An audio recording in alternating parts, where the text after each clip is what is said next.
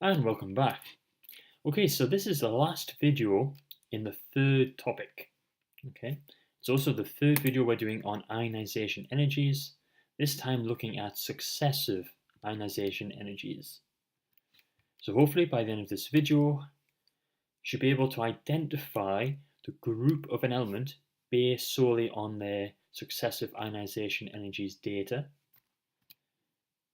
And hopefully you should have some sort of idea about how successive ionization energies data is used to give evidence towards the shell model. Now, just like in the previous video, we're going to go through the information by looking at an actual example.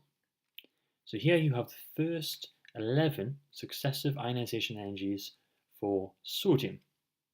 Now, 2 videos ago, we did look at what successive ionization energies are. So just as a reminder, first ionization energy for sodium would involve having sodium in the gaseous state and removing an electron. So this would be the first ionization energy.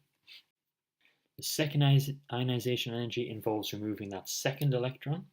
Remember, you start your equation with the actual singly positively charged ion. You don't just start with Na and remove 2 electrons. Third one's removing that third electron, etc. And these are called successive ionization energies. Okay?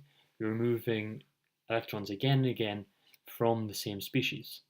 So before we look at the actual questions involved with this data, let's just have a look at the data itself. So there are 2 general pieces of information you need to know to be able to explain what is happening. So the first thing, you can see that as the number of electrons removed increases, the actual ionization energy also increases. The number is getting bigger and bigger. You need more and more energy to remove successive electrons. Now, if you think about this, hopefully the answer should be reasonably straightforward. So as you're removing electrons, the electron to proton ratio is decreasing. So effectively, you have the same amount of protons, but they're holding on, they're attracting less electrons. Also, as electrons are removed, the ion becomes smaller, hence the new outer electron is closer to the nucleus and more strongly held. And as you go into new shells, there's actually less shielding as well. All of these factors contribute to making it harder and harder to remove these successive electrons. So you're always going to get this pattern where it increases. So that's the first bit of information you need to know. Why do successive ionization energies increase in magnitude? Now the second piece of information you need to know is a bit more important. Now if you look at the numbers more carefully, you can see that the increase is not the same each time. So for instance, the jump between the first 2 is over 4,000 kilojoules per mole, which is quite big. After that, it's 2,000-ish, 2.5, which are pretty similar. And then when you get to this point, again, there is a huge jump. So the actual increases in energy are not always the same. And this is very, very important because this is supporting evidence for the shell model of the atom. So let's have a look why. So I've just drawn out the electronic configuration of sodium, which is what this data is showing. So let's just go through these numbers one by one. So the first ionization energy is the removal of the first electron.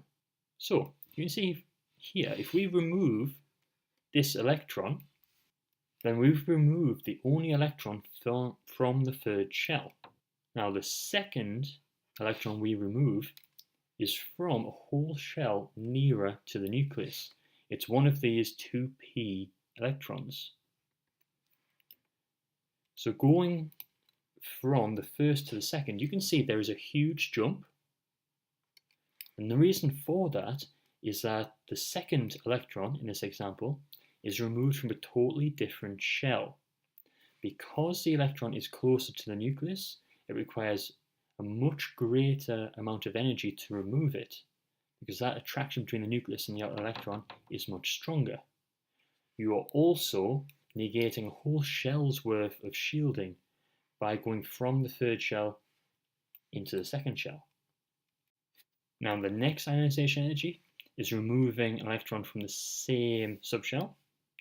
So there isn't as big a jump going from 2 to 3. Removing that fourth electron is also from the 2p. So you can see going from the second electron removed to the third and the third to the fourth are fairly similar jumps in energy. Same for the fifth ionization energy and the seventh. So yes, we no longer have any electrons in the 2p, but the electrons so far have only been removed from the 2p and also the 1 from the 3s. There hasn't been a jump between the 6th and the 7th because they were both removed from the same subshell. Okay. Now the next one,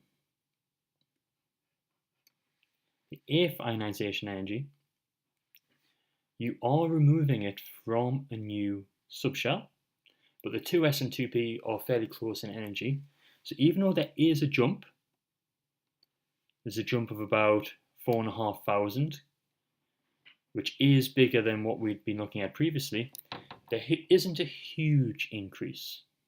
So for this first one, there's a jump of over 4,000. Second one, between 2, 2.5. Next one, about 2.5. So if we're just looking at the actual numbers, you can see that in between the first and second, there's a big jump. That's because we moved into the second shell. Then between the first and the third from the P subshell and the second and the third, they're fairly similar. Now at that point, it's only been removing paired electrons, which are slightly easier to remove. It does then jump up a bit because you're removing the first of the unpaired electrons, but then it goes down again until you get to this point. So you can see here there has been a jump again. Now this jump isn't as significant because it's only between subshells. There is a slight jump. So now we're on the 9th ionization energy. And you can see the two jumps are fairly similar because they've both been from the 2s subshell. Now with this 9th ionization energy, we've removed the electron from the 2s subshell. So therefore the 10th ionization energy must be removing an electron from the 1s. So we would expect the jump between the 9th and the 10th to be much greater because you're going into a new shell. And the difference is huge.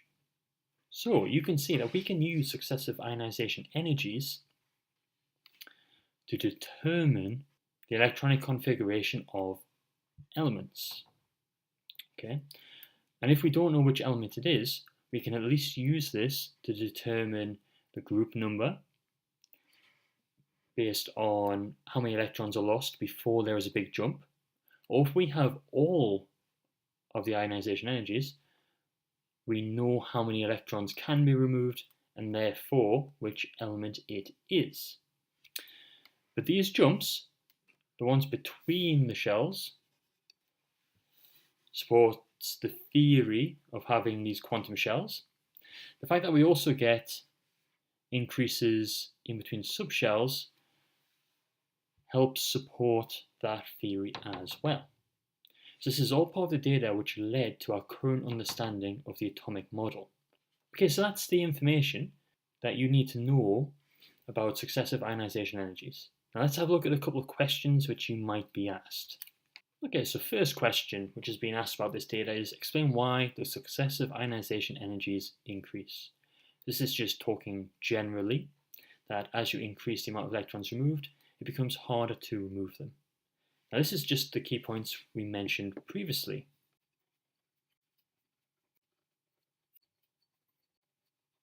Okay, so any of these would be enough to get that 1 mark. So you can talk about the increasing proton to electron ratio, how the fact that this means that the same number of protons are attracting fewer electrons. Removing these electrons means the ions get smaller, hence have a smaller ionic radii. The electrons being removed are closer to the nucleus, hence harder to remove, or the amount of shielding decreases. These are all factors contributing to how it makes it harder to remove these electrons, meaning you need more energy to do so, meaning that the successive ionization energies increase. Now this is the second part of the question. So in this case, explain how these ionization energies give evidence for the electronic structure of sodium. Now this type of question is quite common. Either they tell you which element the data is representing, and you have to justify how it supports the fact that it is that element, like in this case. Or you're giving data and you're not told which element it is. You might be given options in a multiple choice question. You have to say which one it is more likely to be. Okay, so first one, you basically just have to say that there are two large jumps between the first and second ionization energies and between the 9th and 10th. This would be enough for the first mark out of 2. So you've mentioned that there are big jumps, you've used the data. Now what does that tell us? It tells us that it goes between shells at these jumps. Okay, therefore there must be 3 shells involved. Now to get the mark for the explanation, all you actually need to do is write out the electronic configuration of sodium. Because this shows that there are 3 shells involved and that the jumps occur at the right places to support this electronic structure. You would actually get the mark for putting the GCSE electronic configuration of 281.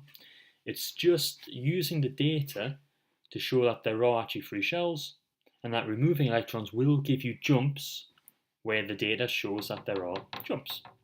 Okay, so hopefully you should be able to identify the group of an element based on data from successive ionization energies and be able to describe how successive ionization energies have supported our model of atomic structure. So the information on ionization energies is quite complicated. If you're unsure about any of it, please review the videos. And then if you're still not sure about it, make sure you ask me about it in class.